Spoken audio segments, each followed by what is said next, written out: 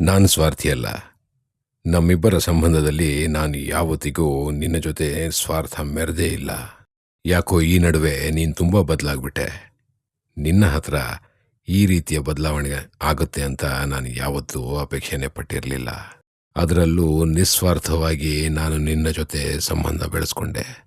ಆದರೆ ನೀನು ಸ್ವಾರ್ಥಿ ಆಗ್ಬಿಟ್ಟೆ ಅಂತ ಎಷ್ಟು ಜನ ಹೇಳಿರ್ತಾರಲ್ವಾ. ಸ್ವಾರ್ಥಿ ನಾನಲ್ಲ, ಸ್ವಾರ್ಥ ನನ್ನದಲ್ಲ. ಎಷ್ಟು ಜನ ಕಣ್ರಿ ಈ ರೀತಿನೇ ಮಾತಾಡಿ ಸಂಬಂಧಗಳನ್ನ ಹಾಳು ಮಾಡ್ಕೋತಾರೆ. ನನಗೊಂದು ವಿಷಯ ಅರ್ಥ ಆಗಿಲ್ಲ. ಸ್ವಾರ್ಥನೇ ಇಲ್ಲದೆ ಪ್ರೀತಿ ಶುರು ಆಗ್ಬಿಡತ್ತಾ? ಪ್ರೀತಿ ಆಗ್ಬಿಡತ್ತಾ? ಪ್ರೀತಿ ಹಾಗೆ ನೆಲೆ ನಿಲ್ಲತ್ತಾ? ಈಗ ಒಂದು ಹುಡುಗ ಹುಡುಗಿನ ನೋಡ್ತಾನೆ, ಅಥವಾ ಹುಡುಗಿ ಹುಡುಗನ್ನ ನೋಡ್ತಾಳೆ. ಇಬ್ಬರಲ್ಲೂ ಯಾವುದು ಸ್ವಾರ್ಥ ಇಲ್ವಾ? ಹಾಗೆ ಪ್ರೀತಿ ಹುಟ್ಕೊಂಡ್ಬಿಡತ್ತಾ? ಪ್ರೀತಿ ಅಂದರೆ ಏನಂತ ಯಾರಿಗಾದ್ರೂ ಗೊತ್ತಿದ್ರೆ ದಯವಿಟ್ಟು ಸ್ವಲ್ಪ ಹೇಳಿ. ನಾವೊಬ್ಬರನ್ನ ಪ್ರೀತಿಸ್ತೀವಿ ಅಂದರೆ ಅದಕ್ಕೆ ಹಲವಾರು ಕಾರಣಗಳಿರುತ್ತೆ.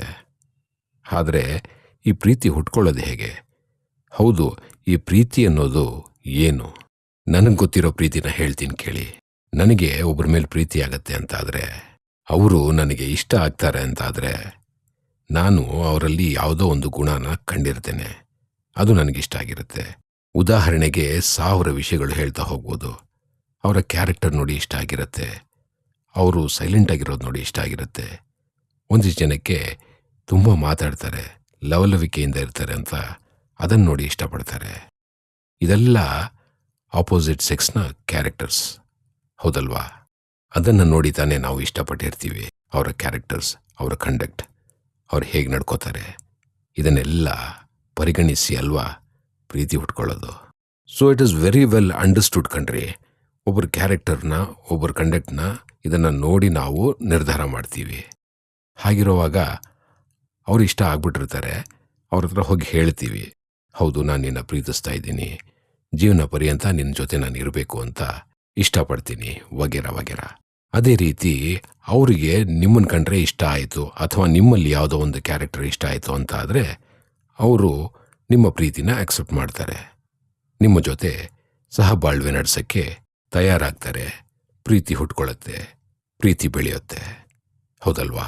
ಇಲ್ಲಿ ಇಬ್ಬರು ಯೋಚನೆ ಮಾಡಿ ಡಿಸೈಡ್ ಮಾಡಿರ್ತೀವಲ್ಲ, ನೀವು ಅವ್ರನ್ನ ನೋಡಿ, ಅವ್ರು ನಿಮ್ಮನ್ನು ನೋಡಿ.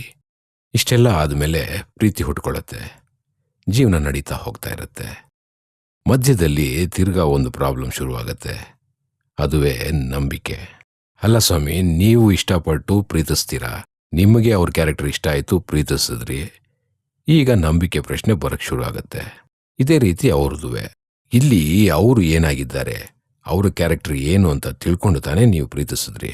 ಹಾಗಾದರೆ ನೀವು ಅವರನ್ನ ಅವರಾಗಿ ಇರಕ್ಕೆ ಬಿಡಬೇಕು. ಅದುವೇ ಅಲ್ಲ ಪ್ರೀತಿ. ಅದೇ ರೀತಿ ಅವರು ನಿಮ್ಮನ್ನ ನಿಮ್ಮ ಹಾಗೆ ಇರಕ್ಕೆ ಒಪ್ಕೋಬೇಕು. ಹಾಗಿದ್ರೆ ತಾನೇ ಪ್ರೀತಿ.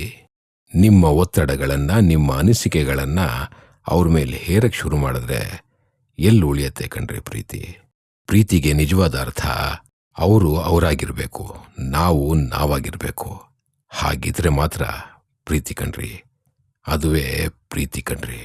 ಅದನ್ನ ಬಿಟ್ಟು ನಮ್ಮ ಅನುಕೂಲಕ್ಕೆ ಅವರು ಬದಲಾಗಬೇಕು, ನಮ್ಮ ಅನಿಸಿಕೆಗೆ ಅವರು ಬದಲಾಗಬೇಕು ಅಂತಾದರೆ ಅಲ್ಲಿ ಪ್ರೀತಿ ಇಲ್ಲ, ಪ್ರೀತಿ ಇರೋದೇ ಇಲ್ಲ. ಇಲ್ಲಿವರೆಗೂ ಹೇಗೋ ಗೊತ್ತಿಲ್ಲ.